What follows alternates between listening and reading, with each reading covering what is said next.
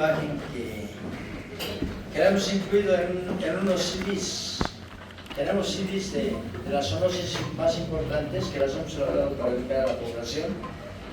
Y es de las zonas donde hay la transmisión, ¿sí? De las zoonosis más importantes. Las zoonosis parasitarias más importantes, producidas por helmintos, ¿sí?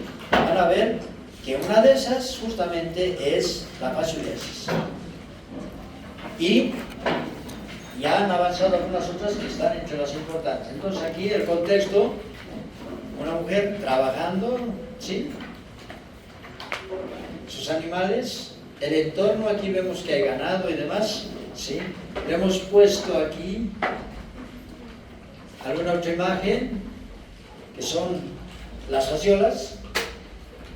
Hemos puesto un caracol, un limneiro, y justamente ahora vamos a hablar de fasciola hepática, no vamos a hablar de fascioliasis, eso será la siguiente, y nos vamos a referir a la morfología, a la biología del parásito, al ciclo biológico, a los mecanismos y ciclos de transmisión, ¿sí? Es decir, cómo se transmite y además qué particularidades tiene dependiendo de las zonas. Y aquí esta es una publicación donde se habla de las enfermedades tropicales desatendidas, o neglected disease. Entonces, dice, prioritarias para la Organización Mundial de la Salud, porque son, ¿sí?, un conjunto heterogéneo de 20 enfermedades y grupos de afecciones que poseen una característica en común, ¿sí? Un tremendo impacto sobre las comunidades empobrecidas, ¿sí? En líneas generales quiere decir que afectan mucho a las comunidades empobrecidas. Y de esas tenemos un montón en Bolivia, ¿sí? Ojo, de hecho, nosotros somos parte de aquello.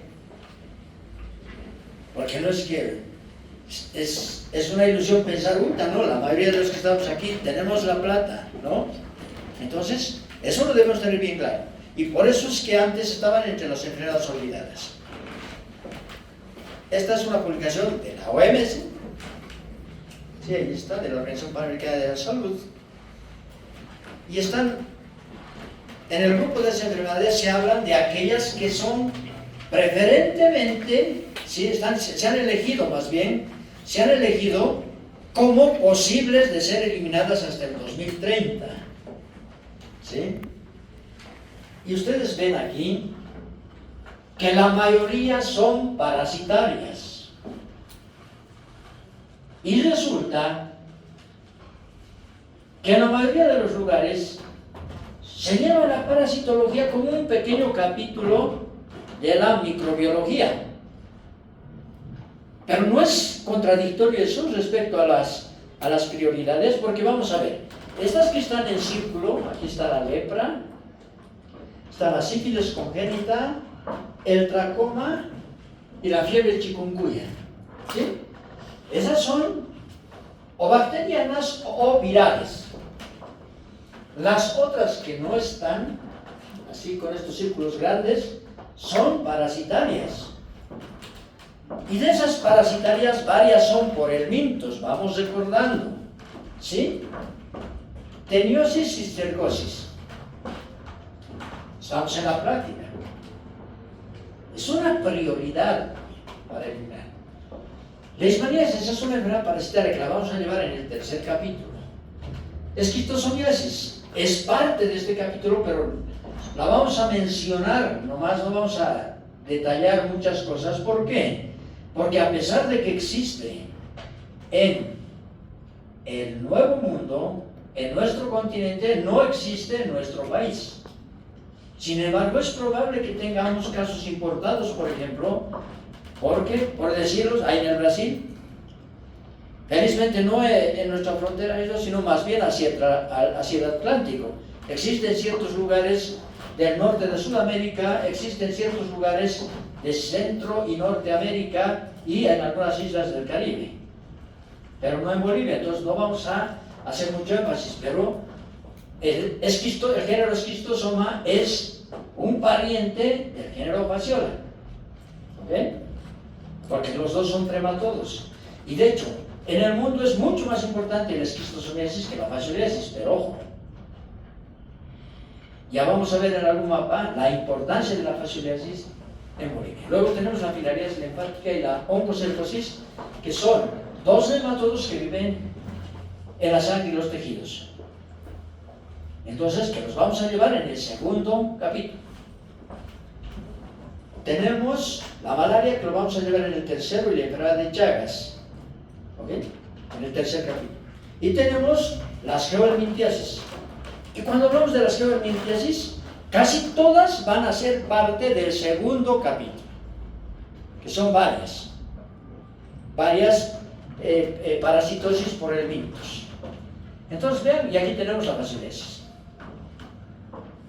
Entonces, en el primero y segundo capítulo vamos a abordar muchas de las enfermedades que están priorizadas para ser eliminadas hasta el año 2030. Hasta el año 2030 se supone que todos ustedes serán médicos.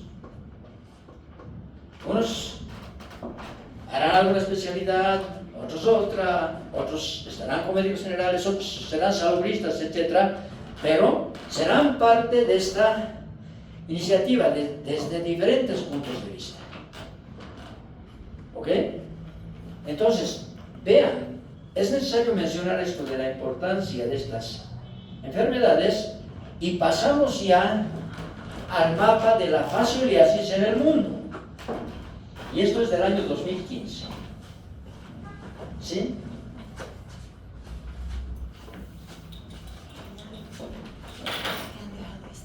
Ya, gracias. Entonces, vean, lo que está en verde son los lugares donde hay fascioliasis.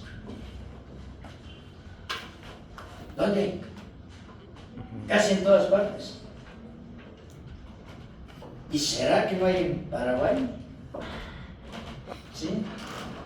Por aquí, vean, en el Caribe hay. Vean, o sea, toda América. ¿Sí? Una buena parte de África. Vean, Europa. Vean Asia. Vean Oceanía. Entonces, es una parasitosis cosmopolita, con la particularidad de que habrá lugares donde no se ha identificado la presencia de parásitos, pero de todas formas está muy distribuida en el mundo. No es que está absolutamente en todos los lugares. ¿Sí? Por ejemplo, en la cuestión de los polos. Entonces, pero tiene una distribución mundial muy importante. Están viendo aquí los lugares donde hay, vean, lo que están viendo, países con casos de fascioliasis reportados. Blanco, datos no disponibles, eso no quiere decir que no haya, tal vez no hay, pero o tal vez sencillamente no han encontrado, no han reportado, etc. Y aquí tenemos, no aplica, o sea, donde, de hecho, no solamente no hay datos, sino que no lo han buscado y no han encontrado. Vean esto. Esta es de una publicación, ¿sí?, del año 2023, que dice, ¿sí?, la situación global, quiere decir prevalencia mundial de fascioliasis, ¿sí?, en base a una revisión sistemática. Eso quiere decir revisar las publicaciones de los diferentes países. Y aquí están solamente remarcados, se dan cuenta, y en los otros lugares ya no hay, no.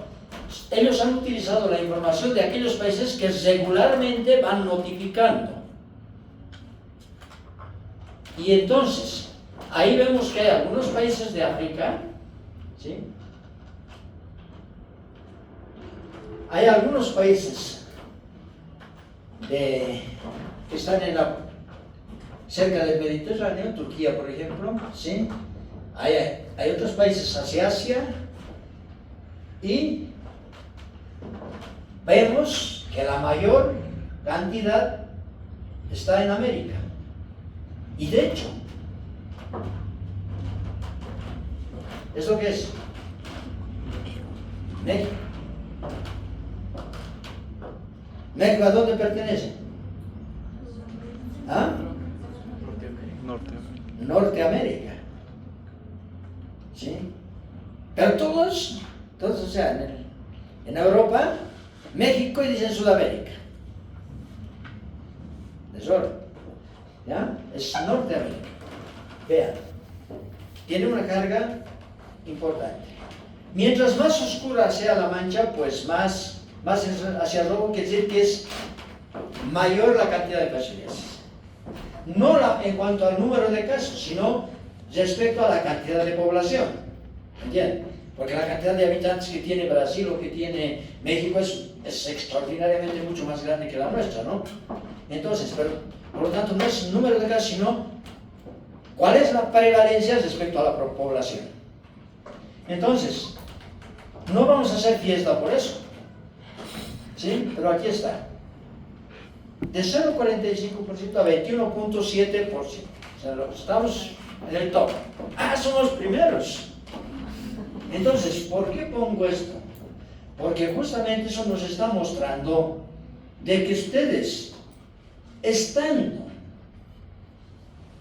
en la mejor facultad de medicina de Bolivia, ¿no? En la zona más hiperendémica, aquí cerquita, entonces tendrían que ser los que más saben de fascioliasis. Es mandatorio, ¿me entienden? O sea, en cualquier lugar, a ver, tú sabes de esto, de entrada. Entonces vamos a seguir viendo. He querido empezar con esto porque a veces terminamos con estos mapas. Al hablar de epidemiología, he querido empezar con esto. Entonces tomen en cuenta que somos el país más hiperendémico del mundo. Y entonces empezamos a hablar de la forma. Ahí tenemos, estos son los parásitos. ¿Sí? De hecho, cuando los hemos retirado, pues se movían. Y entonces y se mueven como que se estiran y demás. No pueden filmar, muchachos, ni sacar fotos. ¿Sí? De hecho, esto está en un libro. Y es el libro, en parte ha sido distribuido gratuitamente y todavía vamos a hacer todavía más impresiones. Entonces, vean, esta es la moneda de 5 bolívares, se dan cuenta de qué tamaño es. Más o menos para esto que, como promedio, para que sea más fácil hay que manejar números enteros, entre 3 y 5 centímetros de longitud. ¿Sí? Es un helminto plano de cuerpo no segmentado. Por lo tanto, es un trematodo. En los trematodos hay una particularidad. Hay trematodos, como es fasciola hepática, que son hermafroditas. Vale decir que el macho y la hembra están en un mismo individuo. Y hay otros que son dioicos o que tienen sexos diferenciados. Y esos son del género Schistosoma, que también son trematodos, pero donde hay machos y hembras. Entonces, si quiero hablar de evolución, ¿cuál será más evolucionado? ¿Schistosoma o fasciola? ¿Fasciola?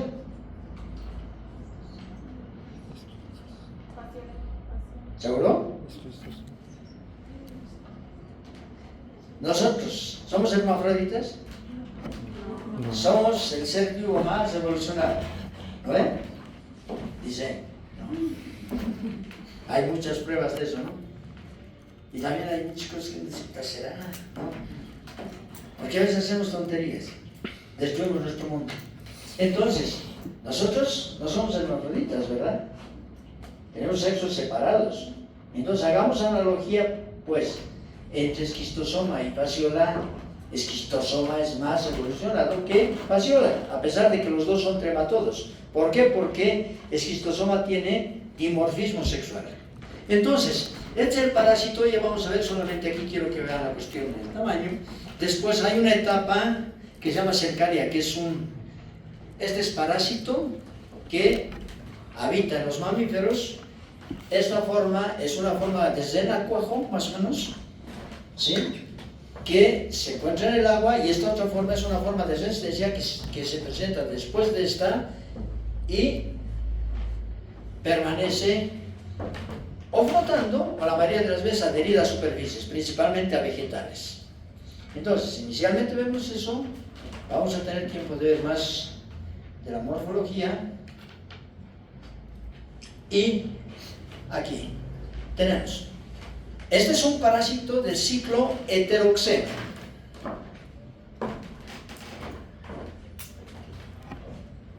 Y como se trata de un helminto,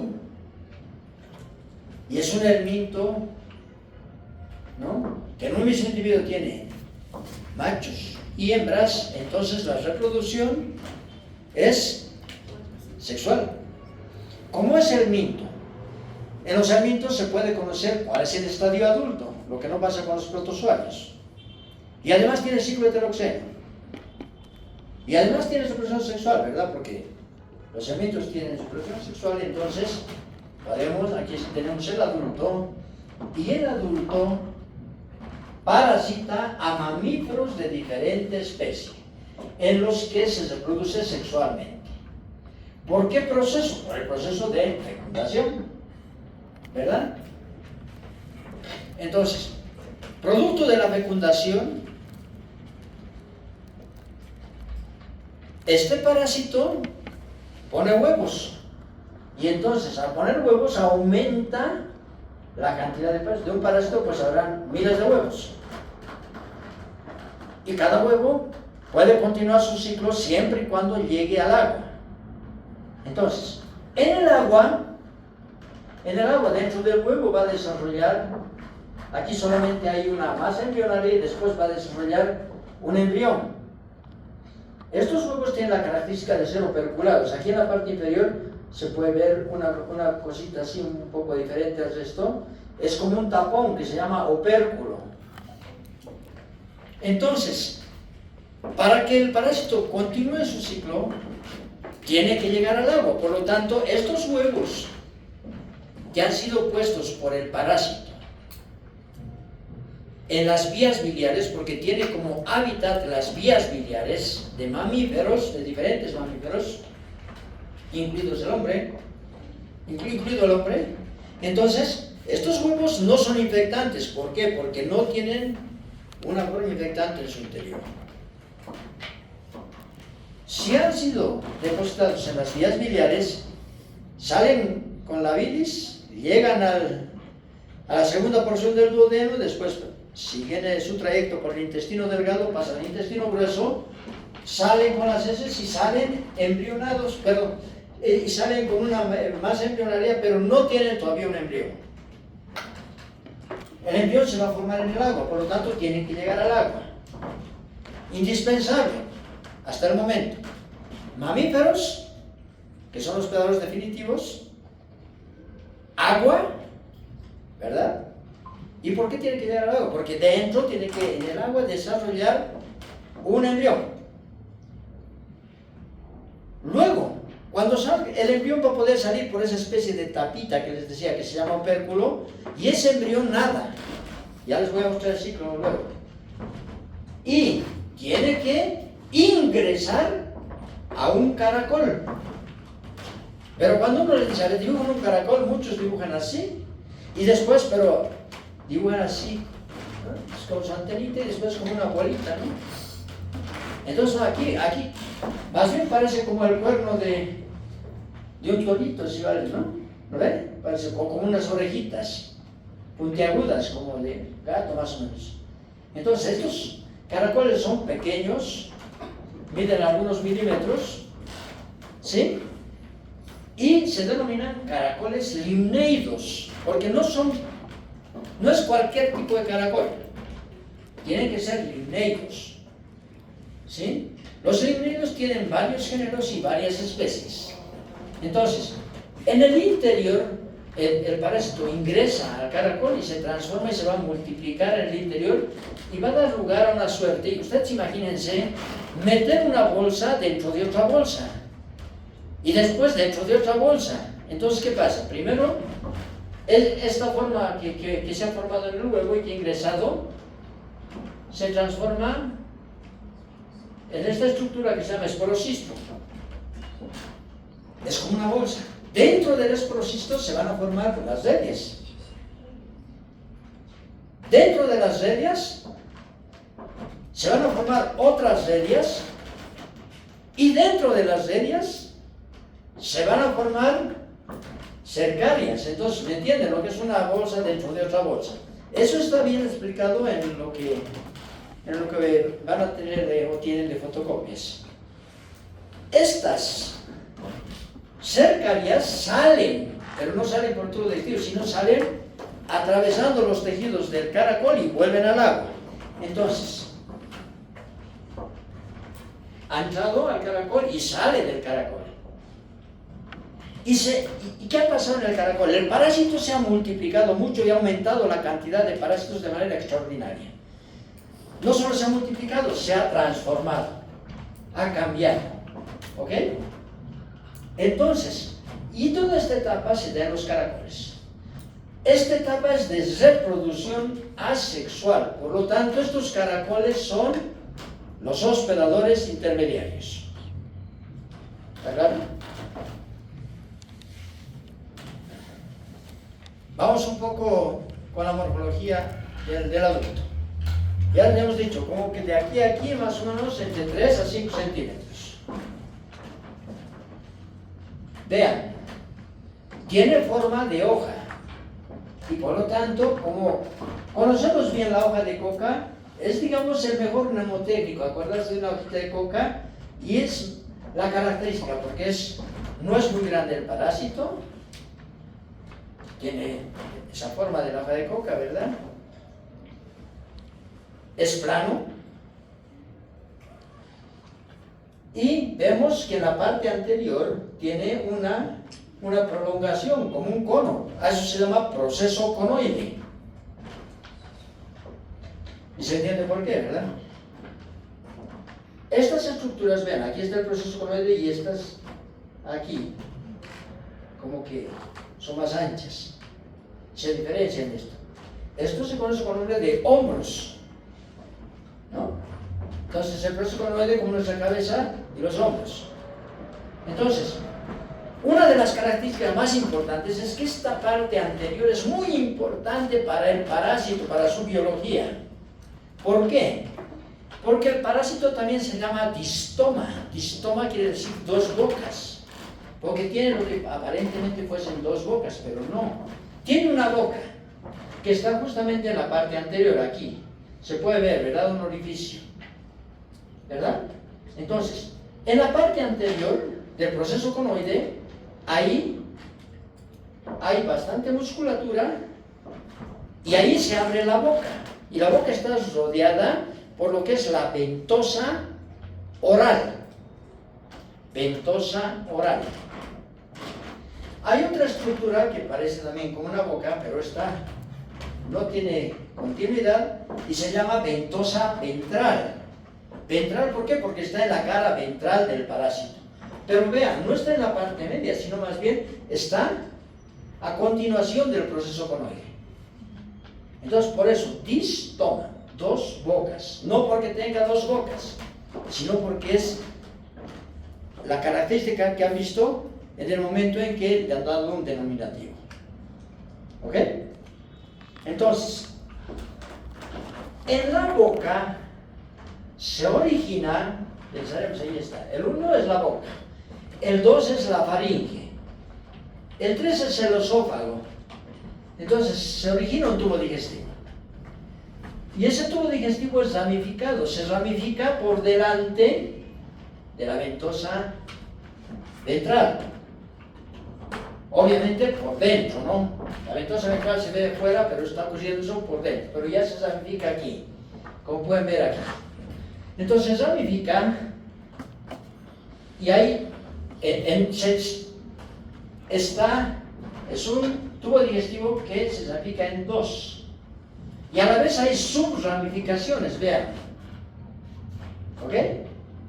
Entonces, es un tubo digestivo ramificado, pero ojo, vean esta parte, las ramificaciones, ahí, están aquí, pero termina en ciego. ¿Qué quiere decir que termina en ciego? Que no tiene ano. O sea, a diferencia de los cestodos, estos parásitos ya tienen tubo digestivo, pero ese tubo digestivo ramificado es incompleto porque no tiene ano. O sea, tiene entrada pero no tiene salida. ¿Ok?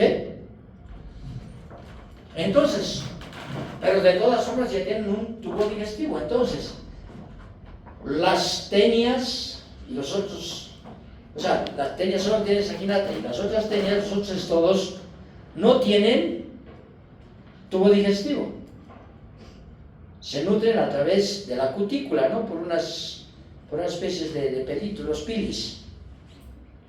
Entonces, ¿cuál es más evolucionado? ¿Los cestodos o los trematodos? Los trematodos, porque ya tienen, ¿sí?, estructuras más diferenciadas que los cestodos. Entonces, estos son más evolucionados.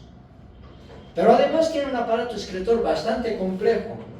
Este es el aparato excretor, y el aparato excretor está constituido por varias cosas, pero principalmente por las células flama. ¿Sí? ¿Qué son las células flama? Cuando se ve en la microscopía, entonces son estructuras que pareciera que es como una llama con un poco de viento y se va viendo así, ¿no? Entonces, hay que tomar en cuenta que este aparato excretor también ya le sirve para eliminar los desechos de su metabolismo. ¿Ok? No voy a entrar en más detalle, pero ustedes pueden ver. Aquí, tomen en cuenta, esto corresponde al tubo digestivo ramificado. ¿Y por qué? Porque su hábitat son las vías biliares. Si quiere una boca, ¿qué está entrando a su tubo digestivo? Vive en las vías biliares. ¿Qué ingresa a su tubo digestivo? ¿Ah? Bilis, pues, está en la bilis, ¿no? En las vías biliares. Bilis, y eso le da esta coloración así, vean esto. Ojo, y no porque se alimenta de bilis, porque el parásito no se alimenta de bilis. El parásito se alimenta de células. Se alimenta de sangre y se alimenta de células del tejido. ¿Ok? Entonces, esta es la característica. Es muy fácil de reconocer el parásito, pero ojo, estoy diciendo, el parásito tiene como hábitat las vías biliares, y dependiendo del tamaño del hospedador, porque puede tener diferentes hospedadores, tan grandes, por ejemplo, como las vacas, o tan pequeños como los conejos. Entonces, obviamente, las vías biliares son de diferente calibre. En el caso de los humanos, principalmente en las vías biliares gruesas. ¿Sí? Bien, entonces, creo que con la morfología, lo único que falta mencionar es de que en la parte, estamos viendo la parte ventral, ¿no? Aquí, y aquí vemos la parte dorsal. ¿Por qué? Porque no vemos la ventosa ventral. La ventosa ventral está al otro lado. Entonces, en la parte superior, ¿sí?, del dorso, tiene una suerte de espinas. Y el parásito, lo que hace en las vías biliares es enrollarse, así. Y con las espinas que están en el dorso, se fija a las vías biliares. ¿Ok? Entonces, y ese es su hábitat.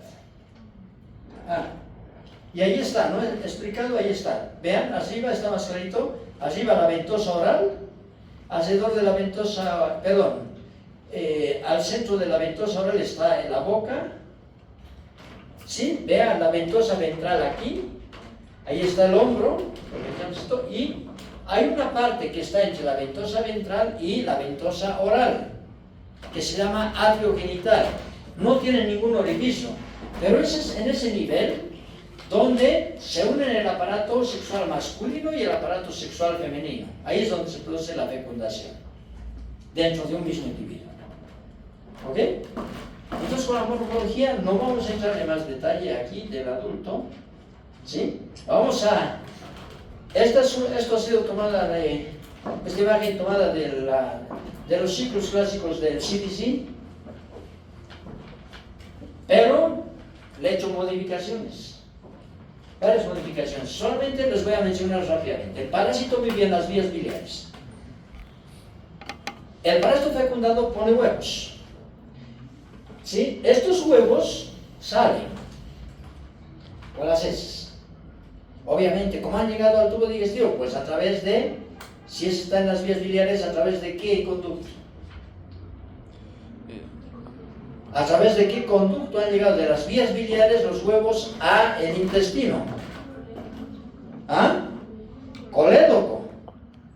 ¿Sí? Entonces, llegan estos huevos son operculados en el agua, ¿sí? Dependiendo de la temperatura y dependiendo del sol, van a, en su interior, desarrollar, ¿sí? En un tiempo variable en función de la temperatura y de la luz, en su interior va a desarrollar un embrión ciliado. Y ustedes pueden ver, aquí está el embrión y estos son sus cilios. Entonces, ¿qué pasa? En un tiempo variable en un tiempo que puede variar en función de esas condiciones, se forma el miracidio. Entonces, ¿qué hace el miracidio? Se mueve. Y se mueve, y por propia cuenta, ¿para qué se mueve? Para abrir el opérculo, esa especie de tapita. Entonces, abre y sale el miracidio. Ese miracidio nada poco tiempo en el agua y en poco tiempo tiene que encontrar el caracol. ¿Y cómo lo encuentra? ¿Sí? Porque en la baba del caracol hay unas sustancias quimiotácticas que atraen al parásito. Entonces el parásito llega y el parásito va a ingresar al caracol, lo penetra. Y al penetrar va a perder la cubierta ciliada. Penetra y se va a transformar en esporocisto. O sea, ya era miracidio aquí, afuera, y cuando ya entra ya se llama esporocisto. Y esa especie de bolsa, ¿verdad? Entonces el esporocisto 1 se transforma en esporocisto 2. Después va a dar lugar a las sedias, diferentes etapas de sedias. Entonces dentro de una sedia se forman otras sedias. ¿Sí? Vean. Dentro de sedias se forman otras sedias aquí adentro. Y dentro, además, se forman cercarias, que son esas especies de renacuajos. Esas son las modificaciones que he hecho este signo. Entonces, y esas cercarias, que son estas, son las que salen de el caracol. Por lo tanto, esa etapa de salida de las cercarias se llama emisión cercariana. ¿De qué depende? Depende de varias cosas. Depende también de la humedad, de la temperatura, depende de la especie de caracol. Pero, imagínense, y eso varía en función de la especie, pero imagínense, ha ingresado un parásito, uno de estos, y de pronto salen, digamos, 200 cercarias. ¿Qué ha pasado? Se ha multiplicado, no solamente se ha transformado, se ha multiplicado el parásito.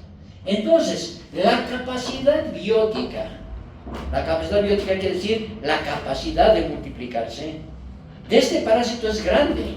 ¿Desde aquí? Pónganse aquí. Una hembra pone miles de huevos. De cada huevo sale un miracidio. Es miracidio, si ingresan a un caracol. Algunos morirán, no ingresan. Ingresan a un caracol. Ahí se multiplica más y así entonces la capacidad biótica es muy grande. Por lo tanto, la capacidad de subsistencia del parásito es muy grande. ¿Qué cosas son fundamentales? Hospedadores mamíferos, que son hospedadores definitivos, agua, caracoles, ¿ok? Y esta especie de renacuajos que nadan, que son las cercarias, no van a nadar indefinidamente, van a buscar un soporte en el agua. ¿Y qué soporte pueden encontrar en el agua? Vegetales acuáticos. Entonces, se fijan a un vegetal y secretan una sustancia que le forma una pared quística, mueven la cola hasta que se desprende la cola. Y entonces queda solamente esa parte cubierta por una estructura rígida que le protege, y ya no se llama cercaria, se llama metacercaria. Meta quiere decir después, entonces después de la cercaria. Y esta es la forma infectante para los mamíferos. Pregunto, ¿cuál es la forma infectante para el caracol? El miracidio. Entonces, este es un proceso de ciclo heteroxeno donde se dan cuenta, cumple diferentes etapas en el caracol y diferentes etapas en los mamíferos. Entonces, ¿qué va a pasar? Ahí está la metacercaria, arriba, en el número 6. Entonces, cuando los animales ingieren hierba con las metacercarias adheridas a la hierba, ¿sí?, vegetales acuáticos, entonces estos ingresan a su tubo digestivo. ¿Cómo se infecta el hombre? La mayoría de los textos y en la mayoría de los lugares del mundo se infectan los humanos principalmente por la ingestión de besos. Levanten la mano los que conocen los besos. Ni uno. Si no conocen los besos, pues no han comido besos. Entonces, estamos en el lugar más hiperendémico del mundo. Y la misma pregunta que les hago, pues la hemos hecho muchas veces en el altiplano. ¿Sí? Los besos se llaman ocororo. Entonces, conocen pero no comen. Por lo tanto, en el lugar más hiperendémico del mundo, aquello que está en los libros y que la ingesta de perros contaminados con metacercarias no es el mecanismo de infección. Lo que pasa es que además, algunas se adhieren a los vegetales, pero algunas permanecen flotando en el agua. Puede ser que se hayan adherido a vegetales y después se han desprendido, pero no porque quieran, sencillamente por acción. Tomen en cuenta de que están los vegetales y que los vegetales se van moviendo, ¿no?, en el agua, entonces puede ser que algunas se desprendan. Entonces, más o menos el 20% de las metacercarias permanecen flotando en el agua y se llaman metacercarias flotantes.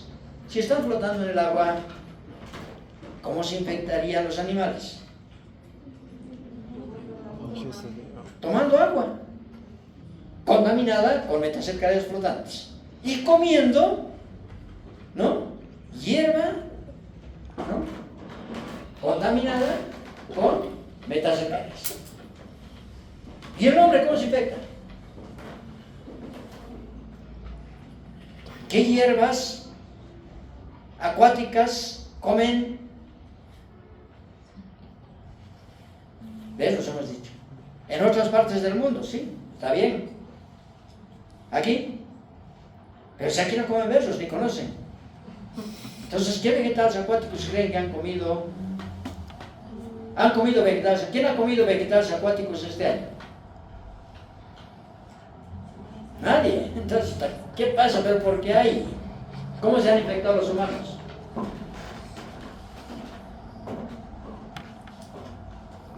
Por beber agua, ¿sí?, sin hervir, contaminada con metacercarias flotantes. Aquí, en Bolivia. Pero en todas partes, no sabemos en otros departamentos, en La Paz. Entonces, una vez que ingresan las metacercarias, por acción, entre otras cosas, pero en gran parte por acción de los jugos digestivos, se reblandece la cubierta de la metacercaria, y dentro de la metacercaria, ¿qué hay? Hay como una cercaria chiquita, como una fasciola chiquita, que se llama forma juvenil. Entonces esa forma juvenil, ¿sí?, lo que hace es, pasa el intestino, pasa el estómago, pasa al intestino, está libre, Y uno dice, ¿y cómo llegan a las vías biliares? Ah, pues por el conducto colérico, ¿no?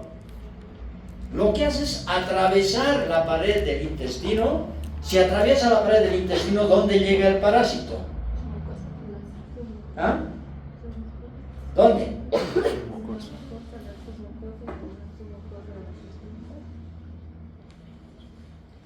Atraviesa la mucosa. A la submucosa. ¿Luego? ¿Ah? No, atraviesa la pared, porque no solamente atraviesa la mucosa. Los embriones hexacanto, por ejemplo, atraviesan solo la mucosa. Pero aquí atraviesa toda la pared. Si atraviesa toda la pared del intestino, ¿dónde llega? ¿Ah? No. A la cavidad abdominal. Y uno dice, ¿pero por qué? ¿Por qué no se ha ido mejor por las vías? Medio complicado porque de pronto tiene que vencer también el sentido en el que viene la bilis, ¿no? La bilis viene en un sentido y tendría que ir en contracorriente, si va el término. Y además el esfínter está cerrado, ¿no? Entonces, llega a la cavidad abdominal y por un tropismo, por una atracción química, se dirige hacia el hígado. Por los epiclones y demás, ¿no? Entonces, llega al hígado por un tropismo y atraviesa la cápsula del hígado, la cápsula de Grisson. Entonces, atraviesa, ingresa al parénquima hepático. Al ingresar, pues encuentra, si vale el término, comida, porque se alimenta de células.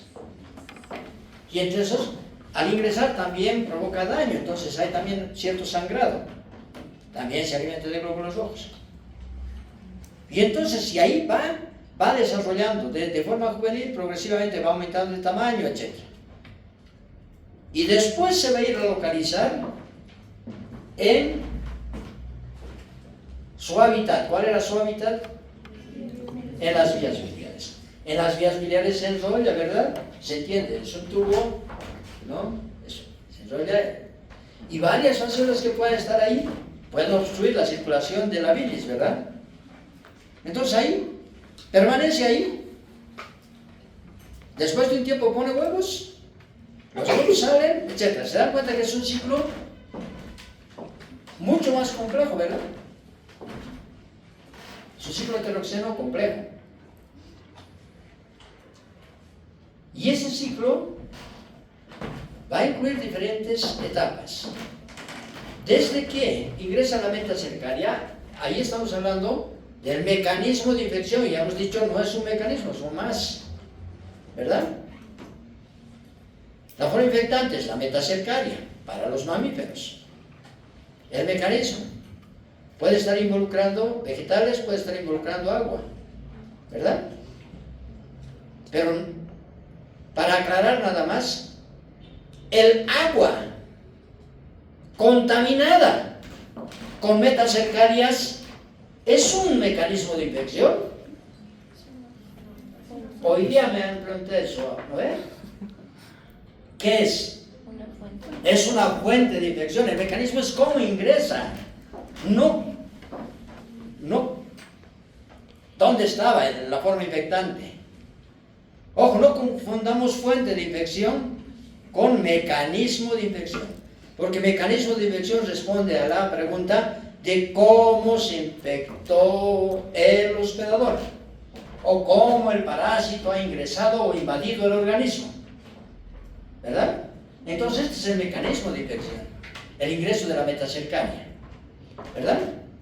¿Cómo ha ingresado la metacercaria? Pues porque la persona ha bebido agua sin hervir contaminada con metacercarias flotantes, porque la persona ha comido algún vegetal acuático contaminado con metacercarias. Nuestra duda, pero ¿cuál vegetal, no? Para nosotros, para otras partes del mundo, los berros, ok, ya los berros. Para los animales se entiende, porque los animales sí comen hierba, ¿verdad? Porque donde hay agua, pues hay más hierba. Entonces el ciclo del parásito está dando de manera maravillosa, porque aquí mismo están comiendo, están defecando, se están alimentando, las metacercarias están en la hierba, los parásitos salen en su etapa de huevo, los huevos llegan al agua, están los caracoles y el ciclo se da de manera maravillosa. ¿Verdad? Para el hombre no es tan sencillo, porque el hombre no es pues que está defecando aquí, está tomando el agua ahí mismo, ¿verdad? Entonces es una cuestión más compleja, pero ¿cómo se explica que haya tanta infección en Bolivia? Entonces, vamos a ir viendo algunas cosas.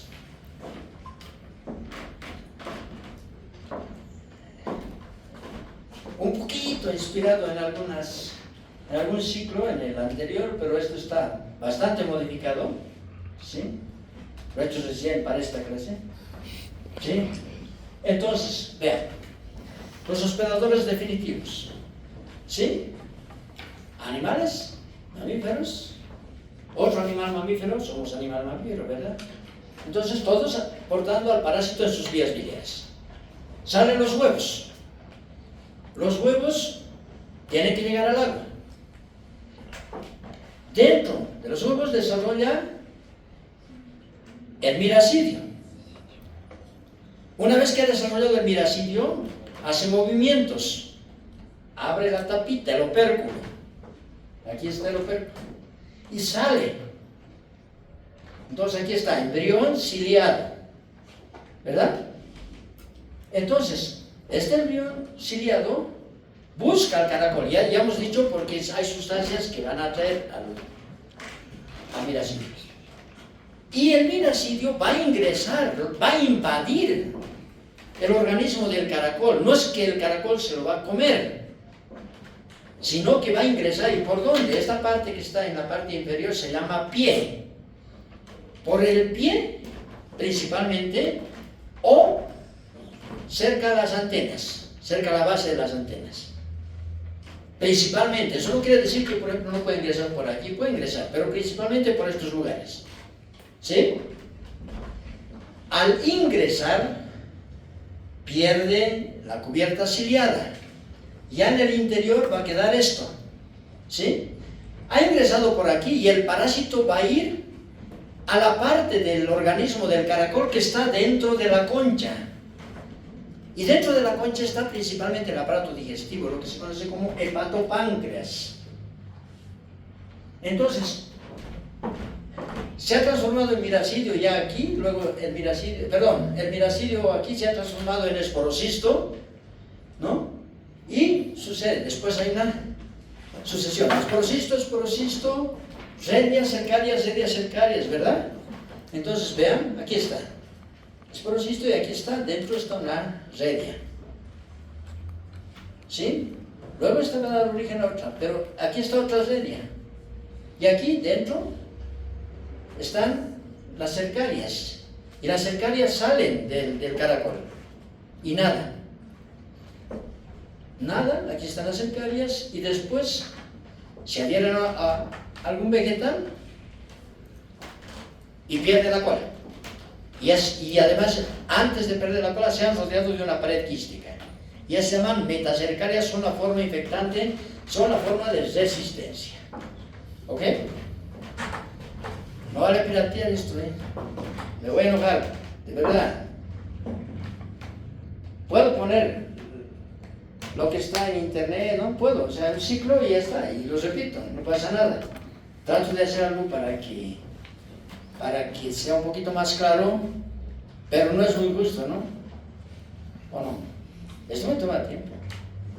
Entonces, vean, y yo qué sé, ahí está un animal, puede comer la hierba, y en la hierba hay metacercarias.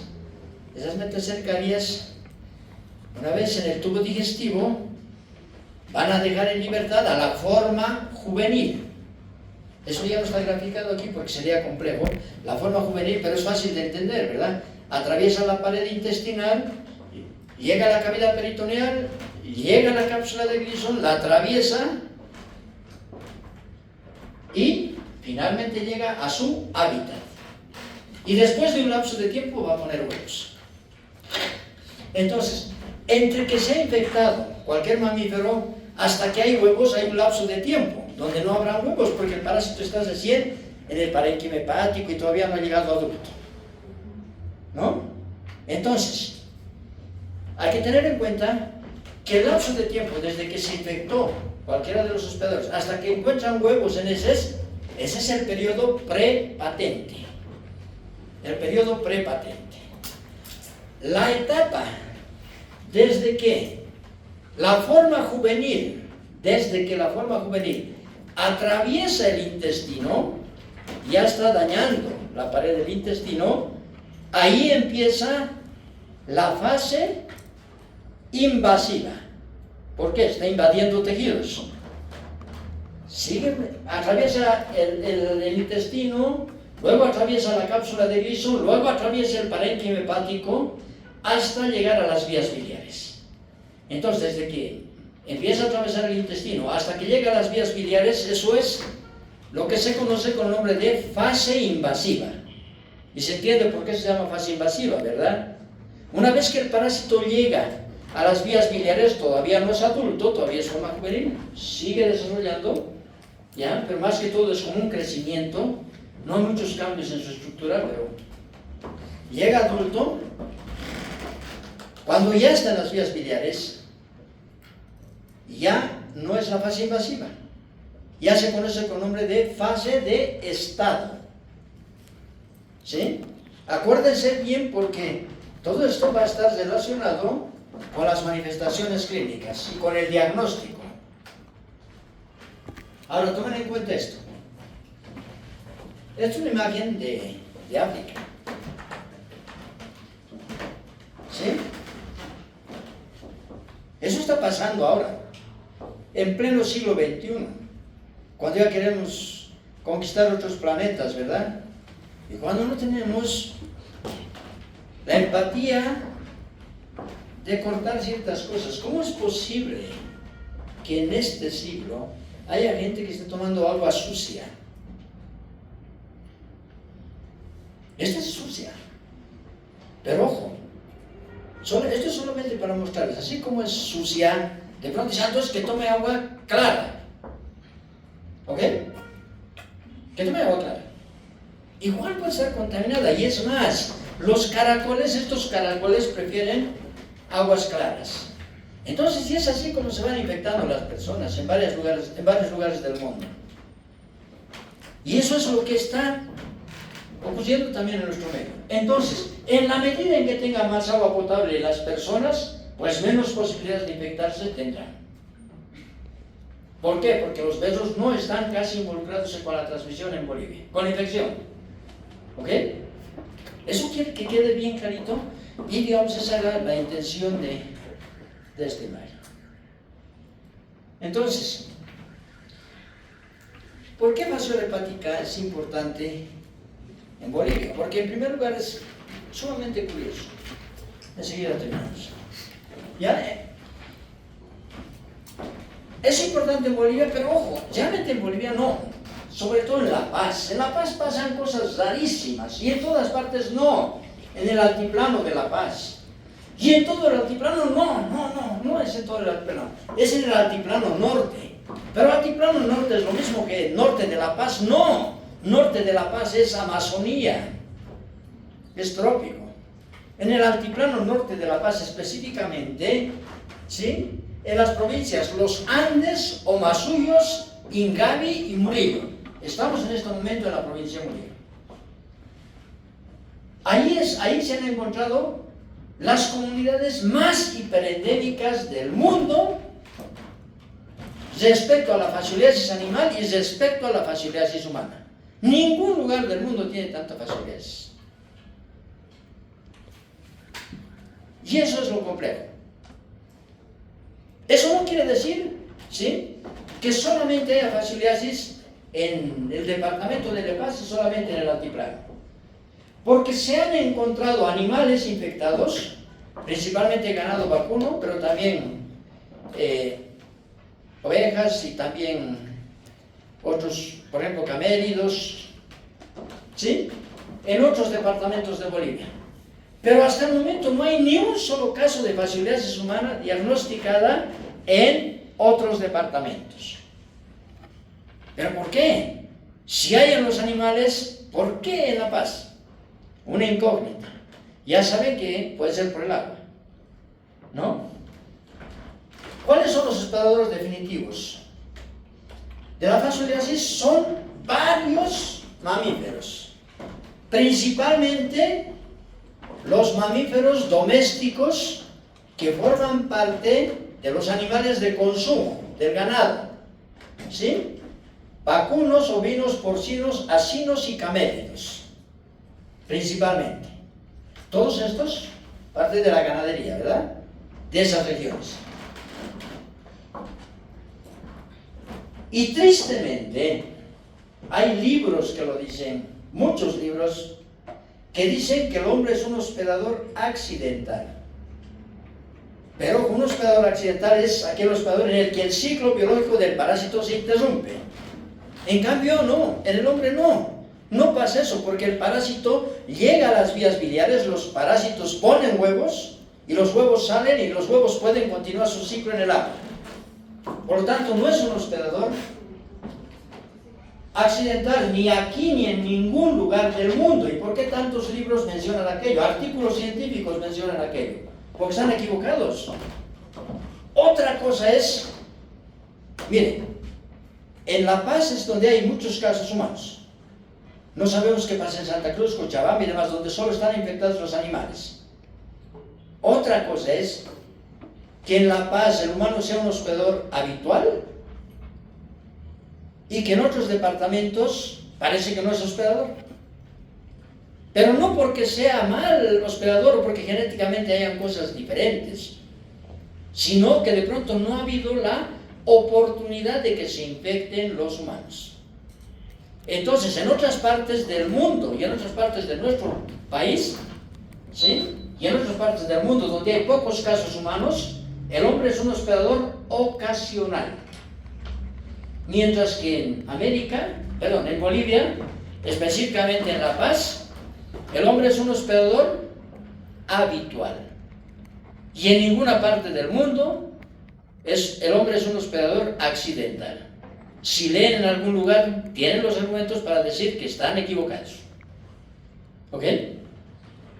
Entonces, el hospedador intermediario, el único identificado hasta el momento como hospedador intermediario en Bolivia es Galba truncatula.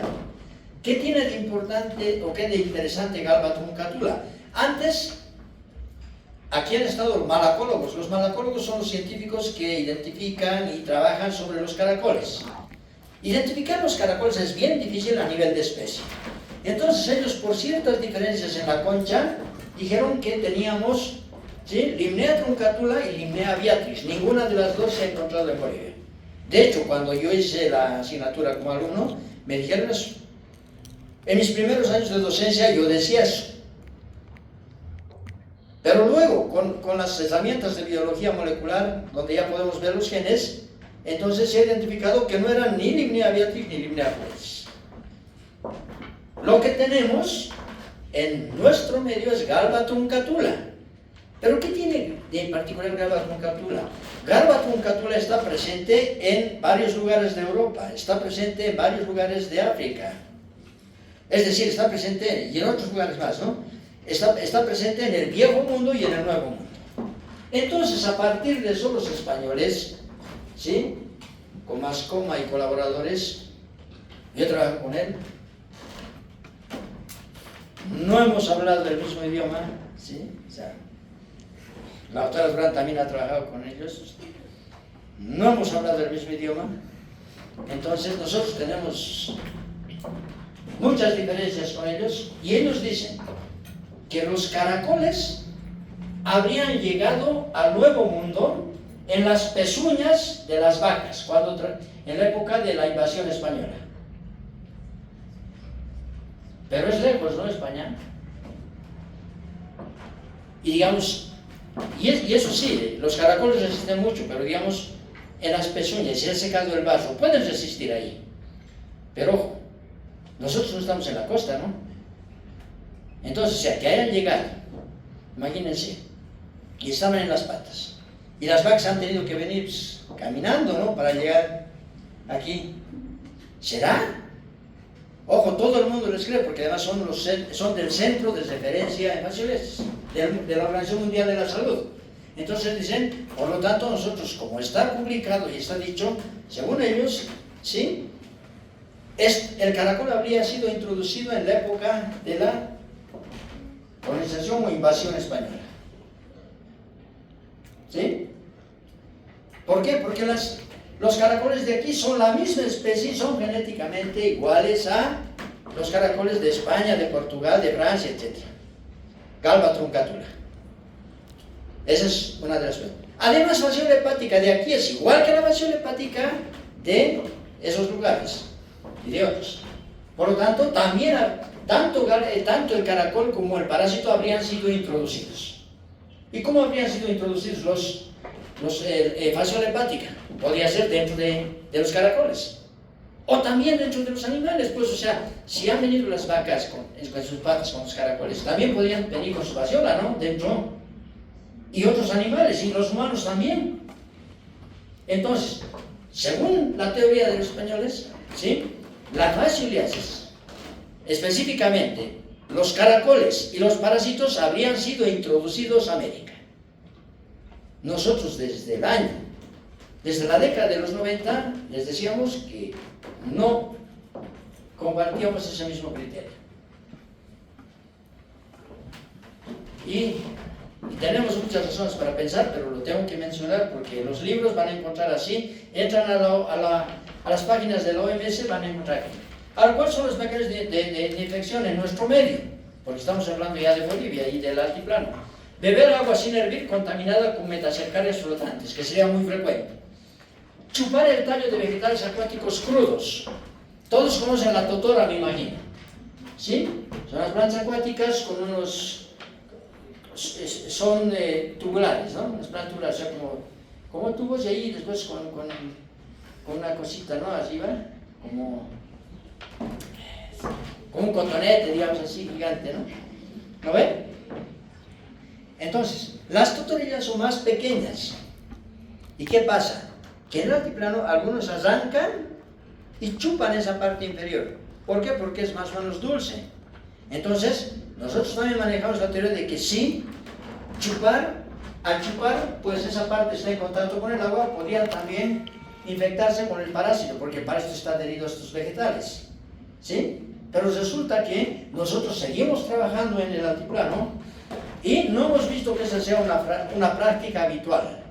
Entonces nosotros pensamos que puede ocurrir antes, y es más, en los libros van a encontrar de que ese es el mecanismo frecuente. Nosotros pensamos que el mecanismo responsable de la infección es la ingesta de agua contaminada con metacercarias y agua no hervida. ¿Ok? Consumo de vegetales acuáticos, como los besos. Ya hemos dicho que en nuestro medio no se consume eso. En otras partes sí, pero en nuestro medio no sería una situación importante.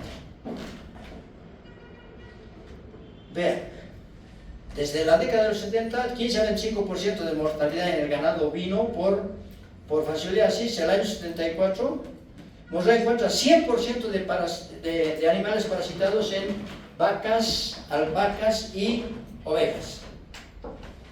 El año 78, estudiando en Vinedo, encuentran que hay una epidemia en Chojasivi. Chojasivi quiere decir donde las chojas viven. Las chojas son una especie de aves que les dicen patos, no son patos, ¿sí? Entonces, ¿y a qué se habría debido la epidemia? Porque ahí se plantea un polo de, digamos, de desarrollo en la crianza de ganado ovino. Llevan ganado infectado y resulta que los ingenieros agrónomos responsables de aquello, en su tiempo libre, cazaban chocas y patos y se cogían los huevos. Entonces, ¿qué resulta? Baja la población de estas aves que se alimentan de caracoles e incrementa la fascioliasis. ¿Por qué? Porque entonces se plantea que estas aves serían controladores biológicos de las poblaciones de caracoles. Más aves, menos caracoles, menos fascioliasis. Menos aves, más caracoles, más fascioliasis, y por eso se habría producido la epidemia. Esto estaba discutido. Cuando nosotros lo presentamos, ojo, esto no es nuestro trabajo, pero cuando nosotros presentamos esto, ya se burlaban de nosotros y ahora, sin embargo, está en las publicaciones. El año 86 tuve una amiga en cual 75% de animales en una granja donde está, por ahí está la sede de la OPEA, en el altiplano.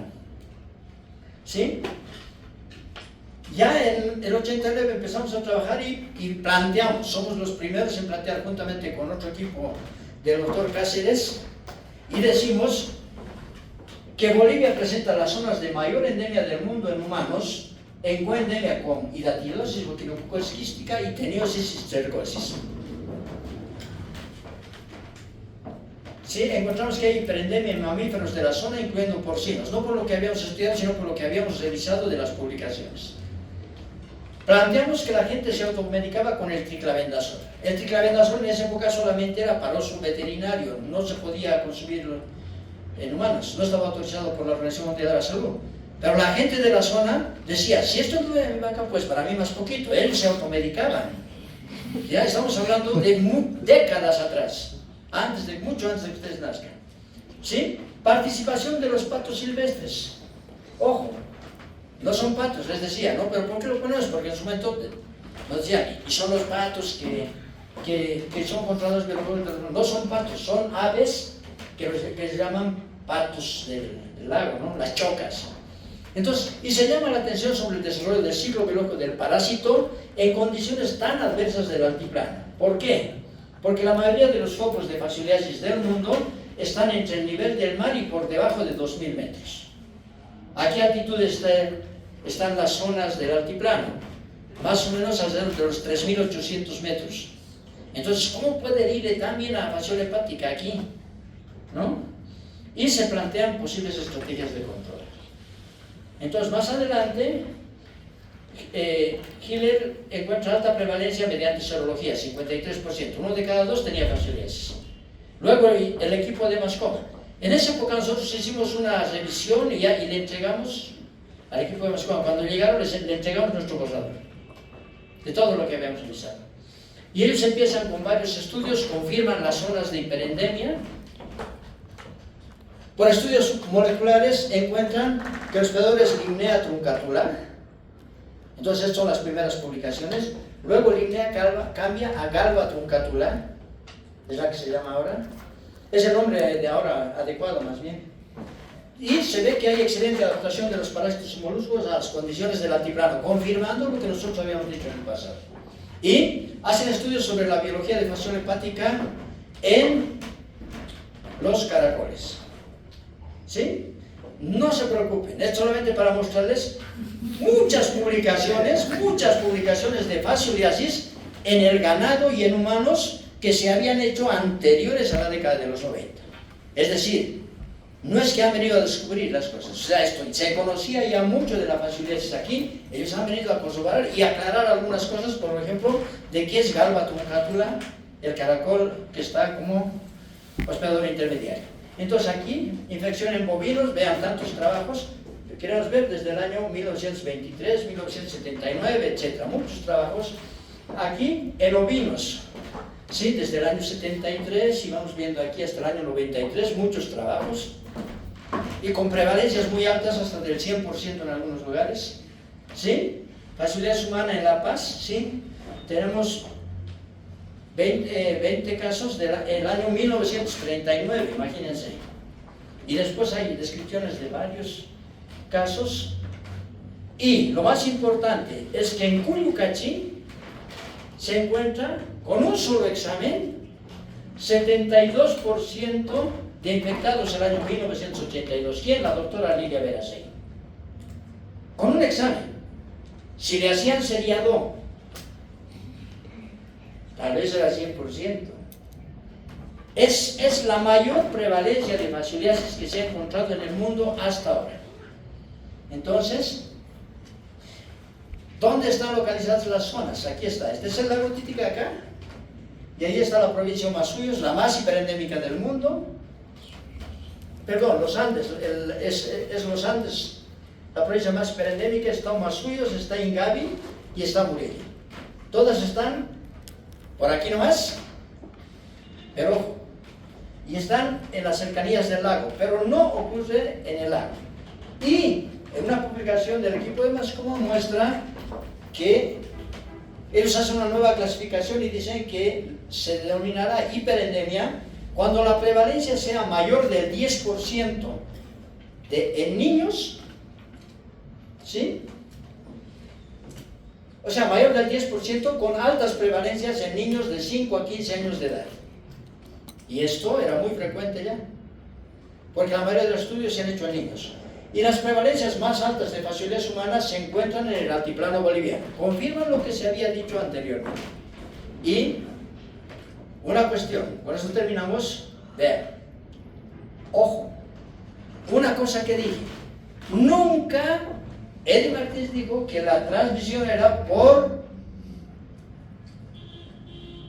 consumo o por chupar o lo que sea, la totora no tiene que ver en la transmisión, ¿verdad?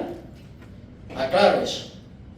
Otra de las cosas, el ciclo de la parasitosis no se da en las aguas del lago Titicaca, a pesar de que los caracoles, ¿sí?, son anfibios, es decir, están en el agua pero también están en la tierra. Pero tanta agua. ¿Y por qué no se da en las aguas del lago Titicaca? Porque las aguas del lago Titicaca tienen demasiada sal. Y esa cantidad de sal no permite el desarrollo de los caracoles. Por lo tanto, no se da en estas aguas, sino en las corrientes de agua de curso lento en ciertas provincias del altiplano. Vean esto. Aquí es sembradíos y hay canales. En ese lugar es donde se da la transmisión, no en las aguas del lago Titicaca, y no está relacionada con la totora. ¿Ok? Me he extendido un poquitín porque quería que quede bien claro eso, porque ya les digo, no tenía que ver ningún estudiante de medicina del mundo que sepa más de basiliasis que los que han estudiado en esta facultad, porque estamos estudiando en el mismo lugar donde se presenta la mayor hiperendemia de basiliasis animal y humana. ¿Ok? Entonces, con esto hemos terminado esta parte y vamos a empezar con esto, el enigma de evasión hepática en el altiplano de La Paz. ¿Qué está ocurriendo? ¿Qué tiene de diferente en relación al mundo? Muchas cosas, casi todo es diferente, y por lo tanto nos vamos a ver en la siguiente, porque ya en la siguiente ya vamos a empezar cómo es que el parásito provoca enfermedad. Vamos a hablar bien del ciclo y asociar con los mecanismos de infección y todo lo complementario. ¿Ok? Bueno, estoy contento porque hay una buena cantidad de asistentes. Yo les había dicho hoy día a los que pasaban prácticas, yo digo, no sé si vale la pena hacer las conferencias magistrales, pero bueno, creo que vale más. Gracias, muchachos. Si hay una pregunta...